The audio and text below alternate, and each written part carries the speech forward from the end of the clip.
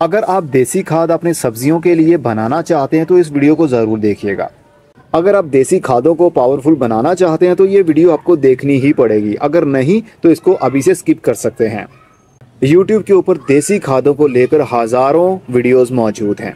बहुत सी वीडियोस को आपने फॉलो भी किया होगा, जो उसमें बताया गया है आपने वो काम किया भी होगा, लेकिन रिजल्ट देखने पर नज़र नहीं आया होगा। मुझे 100% यकीन है। चलिए आज आपको कुछ ऐसी बातें बताता हूँ जो कि आपके माइंडसेट को ठीक कर देंगी और आपको समझने में आसानी होगी कि नेचर काम कैसे कर रही है और हम उससे काम कैसे ले रहे हैं। देखिए जनाब, जितनी बातें करेंगे उतनी बातें बढ़ती जाएंगी। बात में से बात निकलती है, सवाल में से सवाल निकलता है, जवाब में से भी सवाल निकलते हैं। आपने कभी नोट किया जंगलों में पौधों की ग्रोथ क्यों इतनी अच्छी हो रही होती है? क्यों वहाँ पर कीड़ों के हमले नहीं होते? अगर होते हैं तो वो बिल्कुल कंट्रोल में रहते हैं। ज़्यादातर लोगों ने जंगल तो देखा ही नहीं होगा। चलिए जंगल को एक पल के लिए छोड़ दीजिए, आप अपने किसी पार्क को पकड़ लीजिए। आपके घर के करीब में जो भी ग्राउंड होगी, पार्क होगा, वहाँ पर दरख्त लगे होंगे, वहाँ पर फूलों वाले पौधे भी लगे होंगे, लेकिन वहाँ पर इतने कीड़ों के हमले नहीं होते और पौधों की ग्रोथ भी अच्छी चलती रहती है। अक्सर बागात तो ऐसे भी हैं जहाँ पर फलदार पौधे लगे हुए हैं और उनको फल भी लगता है। उस मिट्टी के अंदर कोई खाद का इस्तेमाल नहीं किया जाता, बिल्कुल वैसे जैसे कि जंगल में। इंसान इस दुनिया में बाद में आया, पहले पेड़ पौधे आए, जमीन आई, मिट्टी आई, और मिट्टी के अंदर रहने वाले वो ऐसे कीड़े जो हमें खुली आंख से देखने पर नजर नहीं आते, इंसानों से पहले उन्हीं का राज था। अब भी उनका राज है, अब भी वो मौजूद हैं, लेकिन इंसानों ने उसको मार दिया, उनकी तादाद को कम कर दिया मॉडर्न लाइफस्टाइल बनाने के चक्कर में। अब आकर दुनिया को ये रियलाइज हो रहा है कि पेंडू लाइफ, पुराने टाइम की जिंदगी, जो गाँव की जिंदगी थी, वो कमाल की थी। बीमारियाँ बहुत कम थीं, परेशानियां ना होने के बराबर थीं। लेकिन जैसे जैसे हम मॉडर्न हुए, हमारे हालात बिगड़ते गए। पैसा ही सब कुछ नहीं होता, सब कुछ वही है जो नेचर है। तो नेचर से हम दूर हुए तो बीमारियों ने हमें गले लगा लिया। तो चलिए अब आपको देसी खाद बनाने का वो तरीका बताने वाला हूँ जो YouTube के ऊपर आपने अभी तक नहीं देखा होगा और ना सुना होगा। ज़रा गौर से मेरी बात को समझिएगा। अक्सर मैंने पुरानी वीडियोज़ में भी ये बताया कि आपने घर में बैक्टीरिया कैसे बनाना है, कैसे 7 दिन के अंदर आपने खाद को तैयार करना है, यानी समझ लीजिए वेस्ट डिकम्पोजर कैसे बनाना है। लेकिन आज आपको मैं इस मिट्टी के अंदर ले जाना चाहता हूँ, आपको महसूस करवाना चाहता हूँ कि ये मिट्टी कितनी पावरफुल है और हमने इसमें केमिकल इस्तेमाल कर करके इसको कमज़ोर बना दिया। और बाद में हम कहते हैं कि क्लाइमेट चेंज हो रहा है। जहाँ सर्दी होती थी वहाँ गर्मी पड़ रही है, जब बारिश होनी चाहिए थी तब बारिश नहीं होती, जब खुश्क होना चाहिए मौसम तब बारिश हो जाती है। तो क्लाइमेट चेंज होने के पीछे कौन है जनाब? हम इंसान हैं। मॉडर्न लाइफस्टाइल के चक्कर में इकोसिस्टम को हमने बिगाड़ा, बायोडाइवर्सिटी को हमने बिगाड़ा। तो हम गिला कर रहे हैं, वो भी किससे? इस मिट्टी से, कि इसमें कुछ नहीं हो सकता। ये हमारी भूल है जनाब। मैं अभी आपको डिस्क्राइब करने की कोशिश करता हूँ। उम्मीद है ये 10 से 15 मिनट की वीडियो आपके नॉलेज में काफ़ी इजाफा करेगी। देखिए, हमने मिट्टी लेनी है, ऐसी मिट्टी जिसके अंदर बहुत सारे बेनिफिशियल बैक्टीरिया हों, बुरे फंगस हो, अच्छे फंगस हो, अच्छा बैक्टीरिया हो, बुरा फंगस हो, वो वाली मिट्टी हमें चाहिए। वो मिट्टी हमें कहाँ से मिलेगी खाद बनाने के लिए? जंगल में मिलेगी। जंगल तो हमारे घर के करीब कहीं भी नहीं है, तो फिर कहाँ से लें? आप किसी भी अपने घर के करीब जो पार्क होगा, जहाँ पर ज़्यादा दरख्त लगे होंगे, ज़्यादा जंगली माहौल होगा, दरख्तों की छाँव होगी, उसके नीचे बहुत सारे पत्ते बिखरे होंगे, उन पत्तों को हटाएंगे, नीचे से बहुत काली काली सी मिट्टी निकलेगी। तो वो मिट्टी बहुत अच्छी है, मिट्टी फर्टाइल है। मिट्टी के अंदर माइक्रोब्स बहुत ज़्यादा तादाद में पाए जाएंगे। जो हमारे घरों से या नर्सरी से मिट्टी मिलती है उसके अंदर माइक्रोब्स बहुत कम होते हैं। तो जो होते हैं उसके अंदर हम केमिकल का इस्तेमाल करते हैं, यानी कीड़े मारने वाली दवाई। मैं केमिकल खाद का नहीं कह रहा, मैं कीड़े मार केमिकल दवाई की बात कर रहा हूँ।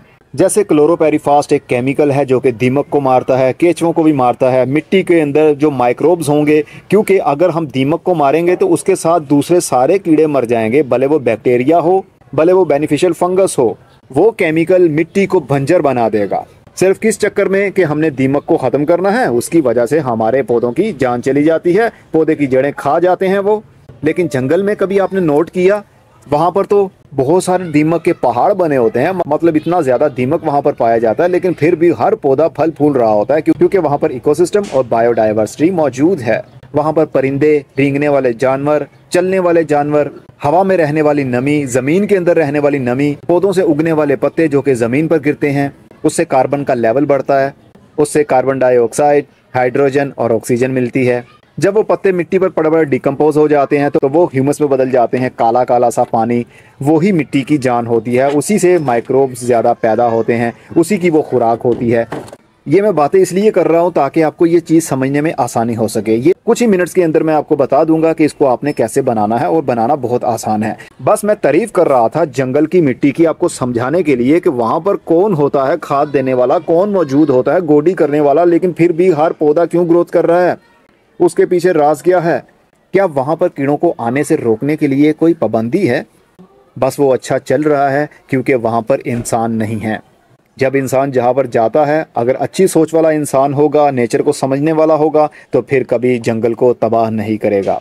लेकिन जब हम जैसे वहाँ पर जाएंगे तो दरख्तों को काट देंगे, लैंड को बिल्कुल प्लेन कर देंगे, सोसाइटीज़ बना देंगे, पानी के झरने होंगे वहाँ पर उसको ख़त्म कर देंगे, इकोसिस्टम को एकदम बिगाड़ कर रख देंगे, लकड़ियों को जला देंगे, तो मिट्टी बंजर होगी ही होगी। ठीक है, अब मैं आपको बताता हूँ कि आपने ये खाद कैसे बनानी है। हमने किसी भी पार्क में चले जाइए, वहाँ कोई घना पेड़ हो, ज़रूरी नहीं कि बरगद का पेड़ हो या पीपल का पेड़ हो, कोई भी पुराना पेड़ जिसको देखकर आपको लगे कि हाँ ये तकरीबन 50 से 60 साल पुराना दरख्त तो होगा, और उसकी कैनोपी देखिए, ऊपर से छतरी देखिए कितनी घनी होगी, उसके नीचे जो तने के पास में मिट्टी होगी वो थोड़ी सी उठा लीजिए, आधा किलो या 1 किलो।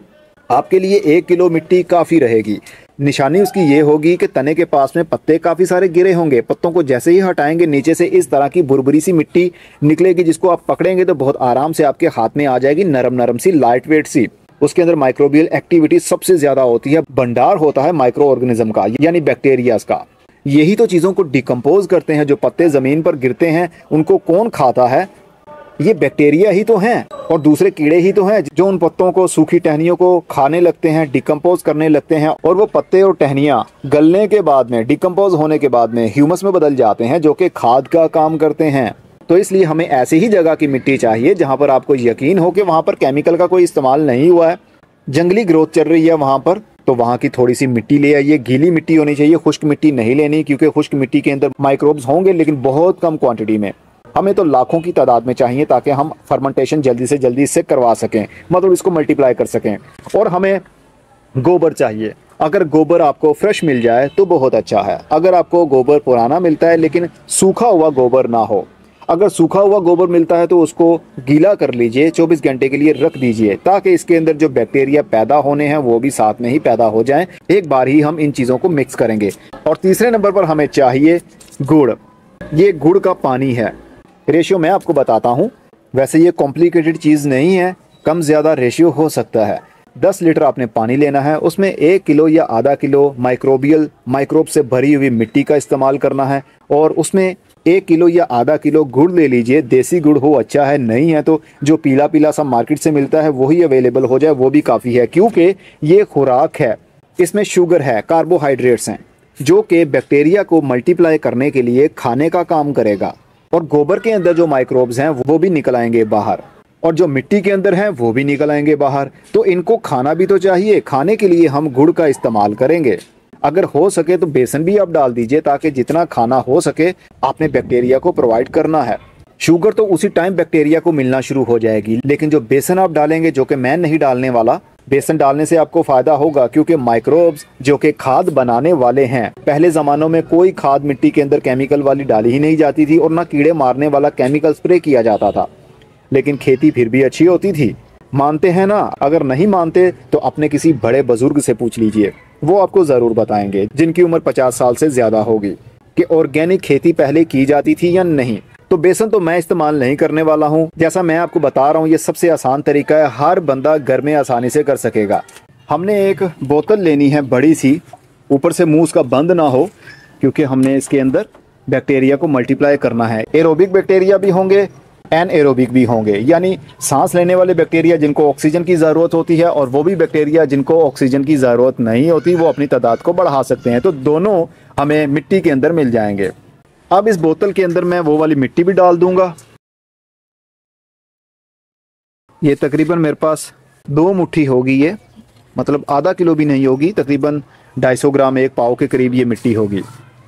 किसी भी पार्क में जहाँ पर आपको पता हो कि वहाँ पर कोई माली ज़मीन के अंदर जहर नहीं डालता, उस बाग में जो बूढ़ा दरख्त होगा उसके तने के पास जो मिट्टी होगी, आपको देखकर ही अंदाज़ा हो जाएगा, काली काली सी डार्क ब्राउन कलर की मिट्टी होगी, लाइट वेट, वो वाली आपने ले लेनी है। और इसके अंदर हम गाय का गोबर भी डाल देंगे। रेशियो कम ज़्यादा हो सकता है, इससे नुकसान नहीं होगा बल्कि फ़ायदा ही होगा। जितना ज़्यादा आप मिट्टी का इस्तेमाल करेंगे, गुड़ का इस्तेमाल करेंगे, बैक्टीरिया उतनी जल्दी मल्टीप्लाई होंगे। लेकिन अगर थोड़ा करेंगे तो थोड़े के अंदर आर्मी बनेगी तो सही, लेकिन आराम आराम से उनकी तादाद बढ़ेगी। हम चाहते हैं कि 7 दिन के अंदर ये तैयार हो जाए। सारा कुछ डालने के बाद में हम ये जो गुड़ का शीरा बनाया हुआ है हमने, ये डाल देंगे। आधा किलो हो 1 किलो हो आप इस्तेमाल कर सकते हैं। ये 19 लीटर वाली बोतल है, इसके अंदर मैं ये बना रहा हूँ। और अब हम नॉर्मल नलके का पानी इसके अंदर भर देंगे। कोशिश कीजिएगा खारा पानी ना हो, जो हम इंसान पी सकते हैं वही पानी इसके अंदर डालें, तो जल्दी मल्टीप्लाई होंगे ये बैक्टीरियाज। इसके अंदर हम नलके का पानी भर रहे हैं। मैं अभी आपको बताता हूँ, ये पीछे आपको जो ड्रम दिख रहा है, इसके अंदर मेरा कल्चर हर वक्त बना रहता है और इसको मैं खाना भी खिलाता हूँ 15 दिन में या महीने में कम से कम एक बार। क्योंकि हमने बैक्टीरिया तो बना लिया, यानी हमने बनाया नहीं है, इसको मल्टीप्लाई किया है। हम जंगल से इसको उठा के घर ले आए और घर में इसको खाना खिलाया, इसकी खिदमत की, इनकी तादाद बहुत ज़्यादा बढ़ गई 7 दिन के अंदर अंदर। और अगर हमने इसको बंद करके वैसे ही रख दिया तो फिर इसका कोई फ़ायदा नहीं होगा, ये मरना शुरू हो जाएंगे। क्योंकि इनको खाना भी चाहिए, ये लिविंग ऑर्गेनिज्म है। जैसे हम इंसान ज़िंदा हैं, हमें ज़िंदा रहने के लिए, अपनी तादाद को बढ़ाने के लिए खाने की ज़रूरत होती है। अगर हम इनको खाना नहीं खिलाएंगे तो ये एक टाइम आएगा भूख की वजह से मर जाएंगे। ये बातें कोई बताता नहीं है, राज की बातें हैं जो नेचर के साथ हमें कनेक्ट करती हैं, इसलिए मेरी बातों को ज़रूर गौर से सुनिए। लीजिए, मैंने इतना पानी अब डाल दिया है जितनी ज़रूरत थी। अब इसको पाइप को हटाते हैं और अब इसके ऊपर दोबारा से आपको बताता हूँ कि इसका हमें फ़ायदा क्या होने वाला है। पहले खाने पर बात कर लूँ, इनको खाने की ज़रूरत भी होगी। 7 दिन या 15 दिन के लिए तो इनको खाने की ज़रूरत नहीं रहेगी, क्योंकि इनफ खाना इनके अंदर मौजूद है। अगर आप अभी से बेसन या आटा, जो आपके किचन में गंदम का आटा होता है, गेहूं का आटा होता है, वो भी थोड़ा सा 1 मुट्ठी डाल दें तो ये भी उनके लिए खाना बन जाएगा। क्योंकि कार्बोहाइड्रेट्स तो उनको फौरी तौर पर मिल गए, शुगर उनको फौरी तौर पर मिल गई, लेकिन जो दाल का बेसन या गंदम का आटा डाला है वो जल्दी डिकम्पोज नहीं होगा, ब्रेक डाउन नहीं होगा। क्योंकि बैक्टीरिया के साइज़ के हिसाब से नैनोमीटर्स में होता है बैक्टीरिया, और उसके लिए जो गंदम का आटा हमने डाला है या बेसन का आटा डाला है वो नैनोमीटर से काफ़ी ज़्यादा बड़ा है, उसका अंग बैक्टीरिया से बहुत बड़ा है। तो बैक्टीरिया तो वही चीज़ को इनटेक कर पाएंगे जो बिल्कुल छोटी होगी, उनकी बॉडी से भी छोटी, तो उसको टाइम लगेगा। 10 से 15 दिन के बाद वो पड़ा पड़ा डिकम्पोज हो जाएगा, ब्रेक डाउन हो जाएगा, फिर बैक्टीरिया उसको खाने लगेंगे। तो बैक्टीरिया को आपने क्या खिलाना है रूटीन में और इसके बनने की निशानी क्या होगी वो भी अभी आपको बताता हूँ। पहले हम इसको थोड़ा सा शेक कर लेते हैं, पानी को हिला लेते हैं ताकि जो मटीरियल हमने डाला है वो सारा इक्वली एक जैसा हल हो जाए। आपने बर्तन का मुंह खुला रखना है ताकि ऑक्सीजन लेवल इसके अंदर बना रहे। रोज़ाना इसको इसी तरह आपने 2 बार हिलाना है, एक बार सुबह और एक बार शाम में। और उसके बाद हमने एक बोतल ली है, इसको हाफ काट लिया है, इसके ऊपर रख देंगे ताकि ऑक्सीजन मिलती रहे और कोई कीड़ा या मक्खी इसके अंदर जाकर अंडे ना दे सके। अगर अंडे देगी मक्खी या कोई इंसेक्ट जाएगा तो फिर पानी के अंदर कीड़े भी पैदा हो सकते हैं। बस इसको एयर टाइट नहीं करना। जब ये बिल्कुल तैयार हो जाएगा, फर्मेंटेशन के दौरान आप नोट करेंगे, आजकल सर्दी के दिन है तो 5 से 6 दिन के बाद आपको फर्मेंटेशन का रिजल्ट देखने पर नजर आने लगेगा सरफेस के ऊपर। अगर आप गर्मी के दिन में कर रहे हैं तो फिर हो सकता है कि 1 या 2 दिन के बाद ही, क्योंकि हीट ज्यादा होती है तो फर्मेंटेशन जल्दी ही होने लगेगी, मल्टीप्लाई जल्दी होने लगते हैं बैक्टीरियाज। तो 2 से 3 दिन के बाद लिक्विड के ऊपर आपको कुछ हलचल सी महसूस होगी, जैसे कोई कीड़े इसके अंदर हिल रहे हैं। मक्खी के लार्वाज या मच्छर के लार्वाज नहीं होंगे, लेकिन आप उनको देखने की कोशिश करेंगे तो वो नजर नहीं आएंगे, जबकि आप उसको माइक्रोस्कोप से ना देख लें। हमें देखने की जरूरत ही क्या है, हमारा सब कुछ डिपेंड करेगा जंगल की मिट्टी के ऊपर और जो थोड़ा बहुत गाय का गोबर हमने डाला है उसके ऊपर। गाय के गोबर के बैक्टीरियाज भी इसके अंदर आ गए, जंगल की मिट्टी के बैक्टीरियाज भी इसके अंदर आ गए। तो हमने एक फौज तैयार कर ली। अब इस फौज को हमने खाना देते रहना है, ये मल्टीप्लाई होते रहेंगे और जो खाना इसको देते रहेंगे ये उनको खा खा कर डिकम्पोज करते रहेंगे और खाद मिलती रहेगी। नाइट्रोजन हो, फास्फोरस हो, पोटेशियम हो, जिंक हो, सल्फर हो, मैग्नीज, बोरान, वॉटएवर जो भी पौधे की जरूरत है, 16 से 17 ट्रेस एलिमेंट्स की जरूरत है। मेजर भी होंगे, सेकेंडरी और प्राइमरी दोनों एलिमेंट्स इसके अंदर मौजूद होंगे जो कि बैक्टीरिया हमें बना कर देंगे। चलिए अब फर्ज कर लीजिए, अब मान लीजिए कि 7 दिन गुजर चुके हैं, हमारा ये कल्चर बिल्कुल तैयार हो चुका है। अगर आपने जितना इस्तेमाल करना है उसको निकालिए और इस्तेमाल कर सकते हैं। वो कैसे करना है वो भी आपको बताता हूँ, लेकिन जो इसके अंदर मौजूद रहेगा उसको खाने की ज़रूरत भी होगी। इसलिए हर 15 दिन के बाद आपने थोड़ा सा आटा, 1 मुट्ठी आटा, चाहे वो दाल का आटा हो जिसको बेसन कहते हैं, चाहे गंदम का आटा हो, चाहे जवार का हो, किसी भी किस्म का आटा आपने उसको देना है क्योंकि उसके अंदर कार्बोहाइड्रेट ज़्यादा होते हैं। और थोड़ा सा गुड़, तकरीबन 1 पाव या आधा पाव के करीब गुड़ को कूट लीजिए, वो आप डाल दिया करें हर 15 दिन के बाद। वो इसलिए ताकि जो बैक्टीरिया आपने बना तो लिए, मल्टीप्लाई कर तो लिए, अब उनको जिंदा रखने के लिए, तादाद को और बढ़ाते रहने के लिए खाना देना पड़ेगा हर 15 दिन में 1 बार। समझ गए? और अब आपको बताता हूँ जो बन चुका हुआ है। ये बैक्टीरिया बना हुआ तकरीबन 1 साल हो गया है। बस हर 15 दिन के बाद मैं इसको खाना ज़रूर देता हूँ। इसको मैंने एयर टाइट नहीं किया हुआ, बल्कि ढक्कन को मैंने हल्का सा रखा होता है, ऊपर इसके एयर टाइट करके बंद नहीं किया होता। और ये देखिए, एक कपड़ा, टॉवल रख दिया है ताकि ऑक्सीजन भी मिलती रहे, लेकिन बाहर वाले कीड़े अंदर जाकर अंडे ना दे सकें। अब ये देखिए, काला काला सा ब्राउन कलर का पानी, इसकी स्मेल ऐसी है जैसे देसी घी की स्मेल होती है। वैसे अगर देसी घी पुराना हो जाए ना तो बदबू सी बन जाती है, बिल्कुल वैसी ही इसकी खुशबू है या बदबू है। वैसे मुझे ये बदबू पसंद नहीं है। अगर इसको हाथ हम लगाते हैं लिक्विड को और हाथ को धो भी लें तो इसकी स्मेल जल्दी जाती नहीं है, क्योंकि इसके अंदर इतने ज़्यादा बैक्टीरिया मल्टीप्लाई हो चुके हैं। तो जैसे ही उनकी गैसेस रिलीज होती हैं उसकी स्मेल तो बनती ही है फर्मेंटेशन के बाद। तो जब ज़रूरत हो इसकी 1 लीटर पानी ये वाला मैं लेता हूँ और दूसरे 10 लीटर पानी के अंदर मैं हल कर लेता हूँ और मिट्टी में डाल देता हूँ। पौधों के ऊपर स्प्रे भी कर सकते हैं। वेस्ट डिकम्पोजर का काम भी यही करता है क्योंकि इसके अंदर सारे वो जंगल वाले बैक्टीरियाज मौजूद हैं जो फर्मेंटेशन करने में माहिर हैं। बैक्टीरियाज को लैब में भी तैयार किया जा सकता है और जंगल में भी। जंगल से कलेक्ट किया जाता है, लैब में ले जाया जाता है, वहाँ पर बैक्टीरियाज को कलेक्ट कर लिया जाता है। लेकिन कितने कर लेंगे? 2 कर लेंगे, 3 कर लेंगे, 8 कर लेंगे, 20 कर लेंगे। लैब तो लैब है ना, लेकिन जो जंगल की मिट्टी के अंदर बैक्टीरियाज आए हैं वो लाखों की तादाद में होंगे और लाखों टाइप्स के होंगे। वो भी टाइप्स होंगे जिनके बारे में हम इंसान अभी तक नहीं जानते, सिर्फ कुदरत ही जानती है। तो वो सारे बैक्टीरिया इसके अंदर मल्टीप्लाई हो चुके हैं। अब ये वेस्ट डिकम्पोजर का काम भी करेगा, लेकिन हमने वेस्ट डिकम्पोज करना ही क्या है? हमारा मकसद इसके इस्तेमाल का ये होना चाहिए कि हम जब ये वाला पानी अपने पौधों की मिट्टी में डालेंगे तो पौधों की ग्रोथ अच्छी हो, लेकिन नहीं होगी।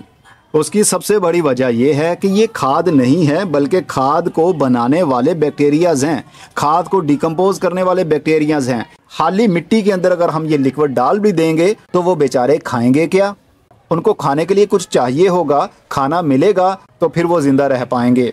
अगर खुश्क मिट्टी के अंदर ही हमने गमलों के अंदर या क्यारियों के अंदर ये वाला पानी डाल दिया, रिजल्ट नहीं मिलेगा। बात को ज़रा समझिएगा। तो इसको इस्तेमाल हमने इस पर्पज़ के लिए करना है, जो मटेरियल, जैसा कि 2 दिन पहले की आपने वीडियो देखी थी, ग्रीन मैन्योर, हमारे गार्डन में निकलने वाली सब्जियां, उनका जो वेस्ट बच जाता है, पत्ते बच जाते हैं, उसको बारीक बारीक करके मिट्टी के ऊपर ही फैला दिया जाता है। मैं अभी आपको वो भी दिखा देता हूँ। वीडियो थोड़ी सी लंबी हो सकती है लेकिन नॉलेज से भरी हुई है। ये देखिए, ये वेस्ट अब इसके ऊपर मिट्टी के ऊपर फैल चुका है, सरफेस के ऊपर फैल चुका है। अब इसको डिकम्पोज भी तो होना है, तभी तो इसके अंदर जो एलिमेंट्स मौजूद होंगे, अर्क निकलने की सूरत में वो मिट्टी के अंदर शामिल हो जाएंगे और पानी के साथ पौधे की जड़ को मिल जाएंगे। तो फ्रूट हमारा साइज भी अच्छा बनेगा, पौधे के ऊपर बीमारियां भी बहुत कम लगेंगी, ना होने के बराबर कीड़ों का भी हमला होगा। तो ये सारी नेचर की बातें हैं, नेचर को समझने की हमें ज़रूरत है। अब इसके ऊपर हम वो वाला पानी का शावर कर सकते हैं।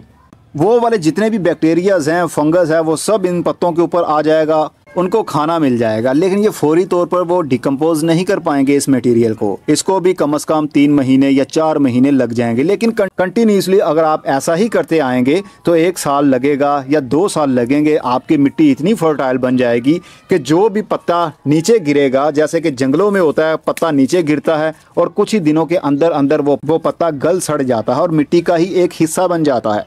वो इसीलिए होता है क्योंकि उसके ऊपर शेडी एरिया बना रहता है। माइक्रोब्स को थोड़ी ठंडक की ज़रूरत होती है। अगर डायरेक्ट उसके ऊपर धूप पड़ेगी तो वो मर जाएंगे। इसलिए कहते हैं कि मल्चिंग बहुत ज़रूरी है। जड़ी बूटियां हमारी दुश्मन नहीं है, जड़ी बूटियां हमारी और मिट्टी की दोस्त हैं। जड़ी बूटियां उगने की वजह से मिट्टी के ऊपर डायरेक्ट धूप नहीं पड़ती, जिस वजह से मिट्टी जल्दी खुश्क नहीं होती। ऑर्गेनिक गार्डनिंग करनी है तो मल्चिंग बहुत ज़रूरी है, ताकि सूरज की धूप सीधी मिट्टी के ऊपर ना आ सके, मिट्टी का पानी जल्दी खुश्क ना हो सके, और जो बैक्टीरिया इसके अंदर मौजूद है ज़्यादा हीट होने की वजह से वो बैक्टीरिया मर ना जाएँ। तो मल्चिंग करते रहेंगे हर सीज़न में, गर्मी हो सर्दी हो, मल्चिंग ऐसे ही रहेगी। मिट्टी को अगर आप कवर रखेंगे ऑर्गेनिक मैटर से तो दो फायदे होंगे, मिट्टी भी जल्दी खुश्क नहीं होगी और ये वेस्ट पड़ा पड़ा बैक्टीरिया की वजह से डिकम्पोज होता रहेगा। इसी तरह 7 दिन का या 15 दिन का या महीने में एक बार का साइकिल बन जाएगा, तो पौधे की मिट्टी में ऑटोमेटिकली ये खाद जाती जाएगी जो पत्तों के अंदर मौजूद है। तो फिर हमें एडिशनल कोई और खाद देने की ज़रूरत नहीं पड़ेगी। अगर आपने एक बार भी कीड़े मारने वाली दवाई पानी में हल करके मिट्टी में डाल दी तो सारे के सारे कीड़े भी मर जाएंगे और साथ में बैक्टीरियाज भी मर जाएंगे, तो कोई फ़ायदा नहीं होगा ऑर्गेनिक गार्डनिंग का। अगर आप इस मिट्टी के अंदर केमिकल खाद डालते हैं तो बैक्टीरिया नहीं मरेंगे, जैसे कि नाइट्रोजन, फास्फोरस, पोटेशियम वगैरह डालते हैं तो बैक्टीरिया नहीं मरेंगे। बैक्टीरिया और केचुए और कीड़े हमेशा इसलिए मरेंगे कि हम उसके अंदर जहर डालेंगे, जहर यानी कीड़े मारने वाली दवाई। यहाँ तक आपको समझ लग गई होगी। आप भी इसी तरह बनाकर कल्चर अपने पास रखिए, जब जब आपको ज़रूरत हो आप निकालिए, थोड़ा सा ज़्यादा पानी में हल कर दीजिए और उसको गमले की मिट्टी के अंदर डाल दिया करें, या ज़मीन में पौधे लगे हैं तो ज़मीन में डाल दिया करें। लेकिन मल्चिंग बहुत ज़रूरी है। जड़ी बूटियाँ उगती हैं तो उगने दें, वो हमारी दोस्त हैं, दुश्मन नहीं है। बस जड़ी बूटी को तब आपने काटना है जब जड़ी बूटी आपके मेन पौधे से बड़ी हो जाए। फॉर एग्जांपल ये टमाटर के पौधे हैं और जड़ी बूटी अगर कोई उगती है वो इतनी बड़ी हो जाएगी कि वो 2.5 से 3 फुट हो जाएगी और हमारे टमाटर के पौधे के ऊपर धूप ना आ पाएगी, तो हम उसको काट देंगे या उखाड़ देंगे।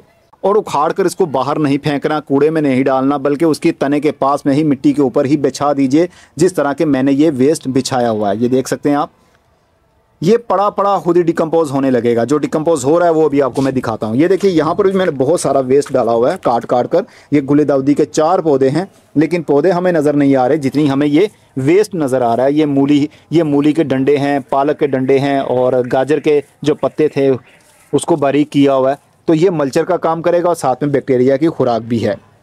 ऐसे बैक्टीरिया काम करता है। अब ये देखिए यहाँ पर मैंने इस गमले के अंदर भी गाजर के पत्ते, तकरीबन इसको 5 से 6 दिन हो गए होंगे। तो ये देखिए अब ये पत्ते गलना शुरू हो गए हैं और थोड़े से डंडे मैंने बाहर भी रखे थे। ये देखिए यहाँ से कोई भी डंडा डिकम्पोज नहीं हुआ है और अंदर वाली साइड से देखिए ये यहाँ से ये गलना शुरू हो गई हैं, नरम होना शुरू हो गई हैं, सुकड़ रही हैं। वो क्यों सुकड़ रही हैं? क्योंकि ये मिट्टी के साथ टच हैं। बैक्टीरिया इसके ऊपर चढ़ चुके होंगे और इसको खाने लगे होंगे।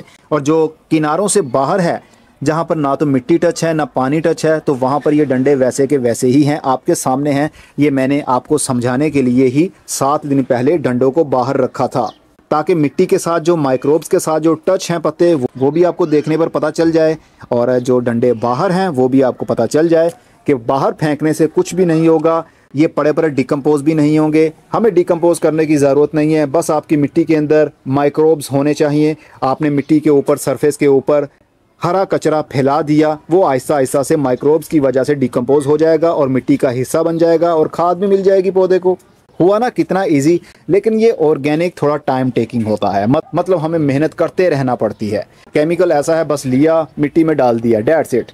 लेकिन ऑर्गेनिक के लिए काफ़ी जतन भी करने पड़ते हैं, लेकिन ये जतन हमारी बॉडी को फिट रखते हैं, हमारे इकोसिस्टम को बिगाड़ते नहीं हैं, डाइवर्सिटी को भी काफ़ी बनाए रखते हैं।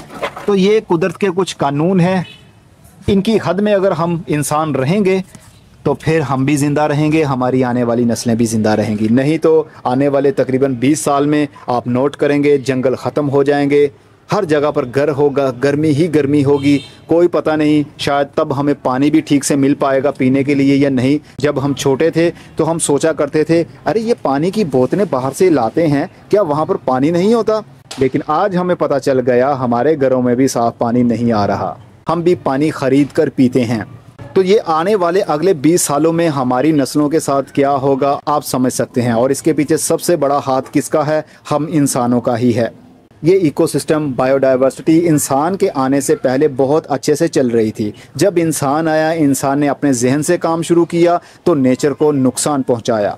अभी भी कुछ बिगड़ा नहीं है। अभी भी अगर हम समझ जाएंगे तो यकीन करिए आने वाला टाइम हमारी नस्लों के लिए काफ़ी अच्छा होगा। मैं चलता हूँ, अगली वीडियो में फिर किसी नई इन्फॉर्मेशन के साथ मिलेंगे। तब तक के लिए अपना बहुत सारा ख्याल रखिएगा।